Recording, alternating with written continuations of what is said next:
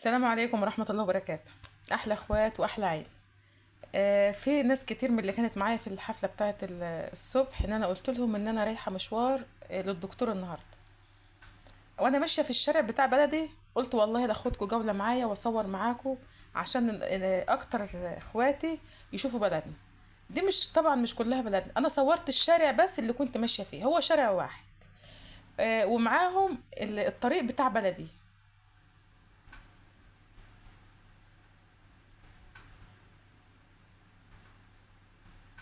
ده دوران المحافظة، المكان ده اسمه دوران المحافظة. كنت في مركز العيون. هو يم المحافظة كده. ما شاء الله بلدنا نظيفة وبلدنا جميلة، شايفين شوارع بلدي كفر الشيخ وافتخر. عايزة الفيديو ده يوصل لأكبر لايكات وأكتر مشاهدة، فضلا وليس أمرا. ولو انتوا أول مرة تشوفوا القناة اعملوا سبسكرايب يا جماعة. ده أول فيديو أنزله بعد التفعيل. طبعا أنا صورت شارع واحد بس، يعني أنا لو صورت كفر الشيخ على حق لا، ده عايزة سلسلة فيديوهات مش فيديو واحد. ده دوران المزلقان. المزلقان البسطاني. ده جامع المزلقان برضو ده هو برضو الشارع بس من اوله لاخره يعني.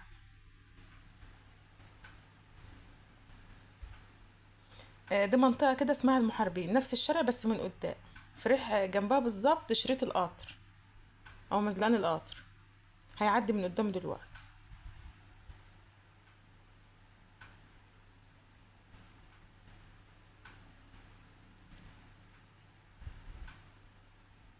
المنطقة دي تعتبر جديدة يعني من قريبة من 10 15 سنة بس. كان المكان ده فاضي خالص. ما شاء الله كله طلع أبراج وبقى سكن وإداري وسكن وكله. ده الموقف بتاع بلدنا. عربية الأجرة. بصوا خدتكم من أول الشارع، هو شارع واحد. ده الطريق.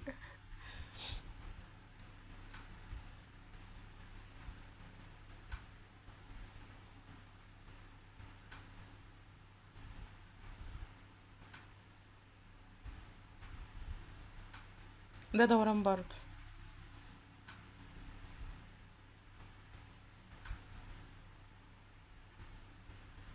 يا ريت ما تنساش باللايك والشير والاشتراك يا جماعة. عايزة الفيديو ده يكون أعلى فيديو في اللايكات والمشاهدات.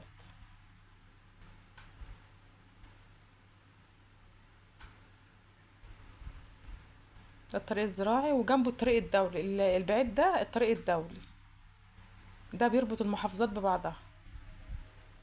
يلا اشوف الشوك على خير، فيديو جديد وان شاء الله نرجع لسلسلة الفيديوهات اللي من مطبخ الريفي زي ما احنا متعودين، واشوف الشوك على خير. يلا السلام عليكم.